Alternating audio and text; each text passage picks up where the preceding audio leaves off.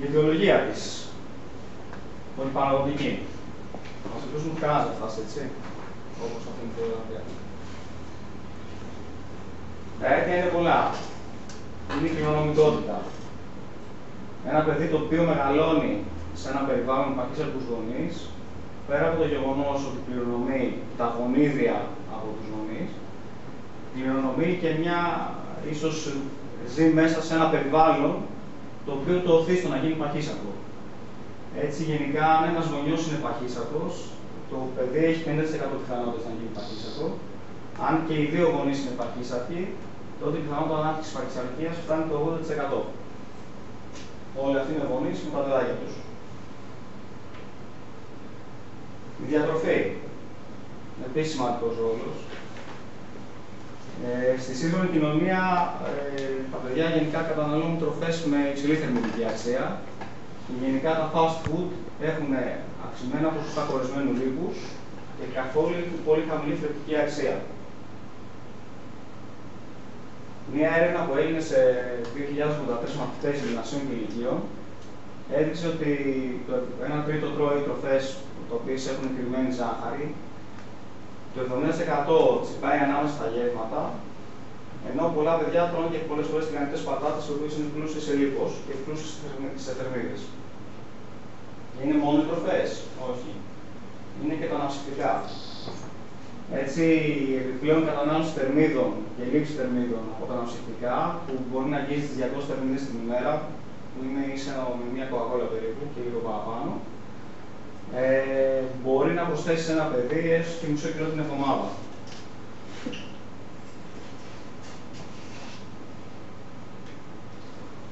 Έτσι, σήμερα φαίνεται περισσότερο βέβαια στατιστικά στοιχεία της Αμερικής ότι οι έφηβοι καταναλώνουν κατά μέσο όρο 40 λίτρα αναψυκτικά το έτος. Και σύμφωνα με αμερικάνικες έρευνες, όπως είπαμε, αρκεί ένα κουτάκι αναψυκτικό την ημέρα για να πάρει ένα παιδί 6,5 περίπου κιλά το χρόνο. Η άσκηση. Τι μου λέτε τώρα, ευτυχώς παίζουν ποδόσφαιρο. Παλιότερα συνέβαινε αυτό. Βλέπαμε λίγο τηλεόραση ήταν χοντρό, τα άτομα ήταν αδύνατα. Τώρα καθόμαστε μπροστά στην τηλεόραση, έχει ευθύνη τηλεόραση και έχουμε παχύνει εμείς. Έτσι, έχει δειχθεί ότι άτομα τα οποία παρακολουθούν τηλεόραση, όσο περισσότερο, τόσο πιο παχύσαρκα γίνονται. Και ένα παιδί γενικά έχει πενταπλάσιες πιθανότητες να γίνει παχύσαρκο όταν παρακολουθεί πάνω από 5 ώρες τηλεόραση, ενώ αυτά που παρακολουθούν από 0 έως 2 έχουν πολύ λιγότερες πιθανότητες. Και βέβαια, εσείς παίζετε μπάλα, αλλά με άλλα παιδιά, με τα φροντιστήρια και όλες τις άλλες υποχρεώσεις, έχουν φτάσει στο σημείο να μην κάνουν καθόλου σημαντική άσκηση. Και γενικά, αν ρωτήσετε τους γονείς σας, όπως είχαμε ρωτήσει και σε μια έρευνα, το 50% των γονιών πιστεύουν ότι έκαναν περισσότερα άσκηση από όταν ήταν εκείνοι παιδιά, σε σχέση με εσάς. Είχαν τις σαλάνες, παίζανε, τώρα τα παιδιά είναι κλεισμένα. Υπάρχουν πέρα από τα φροντιστήρια, υπάρχουν και διάφοροι κίνδυνοι. Τα ακούτε φαντάζομαι. Και μάλλον με τους γονείς. Θέλω να μπω έξω, όχι δεν θα βγεις, όχι θα σου πάω στο φροντιστήριο, όχι. Λοιπόν, οι αλλαγές που έχουν συμβεί επίσης στην οικογένεια με τον σύγχρονο τρόπο ζωής. Έτσι, η οικογένεια, ενώ παλιότερα καθόταν και έτρωγε μαζί και τρώγαμε μόνο το φαγητό της μαμάς, που μαγειρεύονταν συγκεκριμένη ποσότητα, σήμερα είναι αποτελεί ευκολίες στο να φάμε απ' έξω. Πάρει και μια πίτσα γιατί δεν προλαβαίνω να μαγειρέψω, πάρει και τα σουβλάκια. Και ένα φαγητό της μαμάς στο πιάτο έχει 200 θερμίδες, 300, το σουβλάκι η πίτσα μπορεί να έχει 1000 θερμίδες. Θα πιούμε και μια κοκακόλα μετά για να σταθούμε καλά. Γύρω σε 300 κάτι. Και την κόμμα τη φτιάξαμε.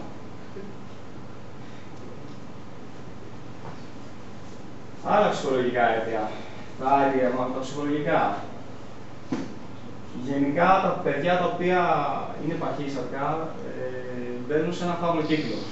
Δηλαδή, αισθάνονται άσχημα ψυχολογικά, κλείνοντας τον εαυτό τους και μετά, σαν μόνη διέξοδος είναι το φαγητό. Όλοι έχετε ακούσει και ίσως για το σχολικό εκφοβισμό. Έχει γίνει πολύ μεγάλος δώρος τώρα τελευταία. Και τα παιδιά γενικά τα οποία είναι παχύσαρκα από ορισμένες φορές τα αντιμετωπίζουν, οπότε κλείνονται στον εαυτό τους και έχουν όλες τις συνέπειες του εκφοβισμού αυτού. αξίζει να σημειώσουμε ότι οι επιπτώσεις είναι τόσο σημαντικές, ώστε σε ένα αμερικάνικο περιοδικό, ιατρικό, δείξαν ότι η ποιότητα ζωής των παιδιών τα οποία έχουν προχωρημένη παχυσαρκία είναι εκείνη με των καρκινοπαθών που ακολουθούν χημειοθεραπεία. Τόσο όσον αφορά τις επιπτώσεις ψυχολογικές, όσο και στις σωματικές πολλές φορές. Και δεν συμβαίνει αυτά καλά με τα παιδιά τρώνε, δεν συμβαίνει και με τους γονείς όμως. Γενικά και οι γονείς έχουν μια άγνοια και μια έλλειψη ενημέρωσης. Έτσι, σε μια μελέτη που έγινε από το Νοσοκομείο Παύλου Αγγελικού σε βρεφονιπιακούς σταθμούς βέβαια, όχι σε σχολεία, έδειξε ότι 7 στους 10 γονείς των υπέρβαρων ή παχύσαρκων παιδιών θεωρούσαν ότι τα παιδιά τους είναι φυσιολογικά. Και να ήταν μόνο για τα παχύσαρκα παιδιά. Το αντίθετο συμβαίνει και με τα παιδιά τα οποία έχουν φυσιολογικό βάρος. 1 στους 4 γονείς των παιδιών με φυσιολογικό βάρος θεωρούσαν ότι τα παιδιά του είναι αδύνατα και θα πρέπει να φάνε παραπάνω. Και σε αυτή την ίδια μελέτη φάνηκε ότι από τα 347 παιδιά, το 1 στα 5 ήταν υπέρβαρο ή παχύσαρκο. Άρα και οι γονείς έχουν μια στρεβλή εικόνα γενικά της πραγματικότητας. Άρα εσείς θα πρέπει να πείσετε τους γονείς σας να κάνουν κάτι.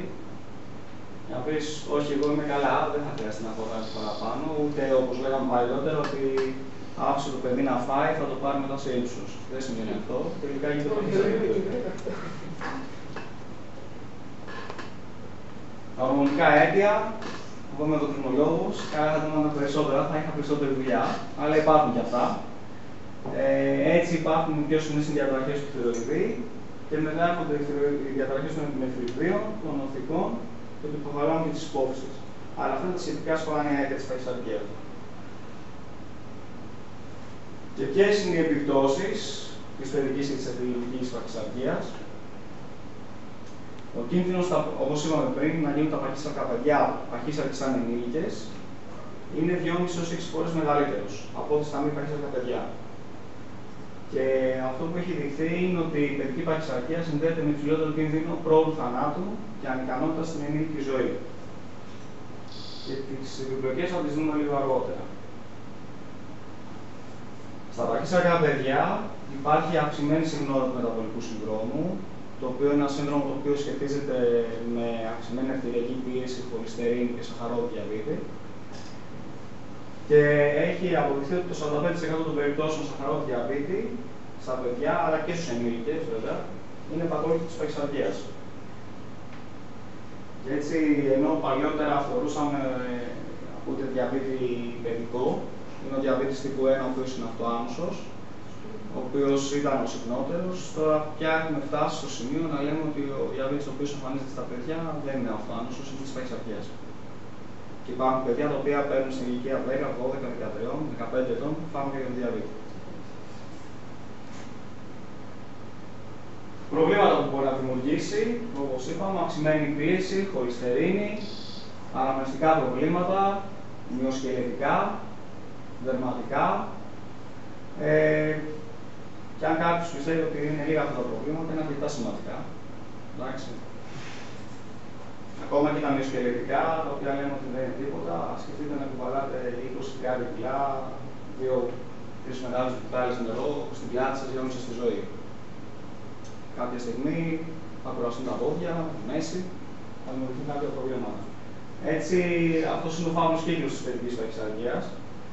Έτσι, ένα εγγυός παιδί το οποίο θα φάει μια τρόφιμο πλούσια σε λιπαρά, γίνεται υπέρβαρο παιδί, κλείνεται στον εαυτό του, δεν ασχολείται με τη γυμναστική, του λένε όλοι δεν μπορείς να τρέξεις, αρχίζει τρώει παραπάνω, ασχολείται ακόμα λιγότερο με τη γυμναστική, γίνεται παχύσαρκο παιδί και στο τέλος γίνεται παχύσαρκος ενήλικας.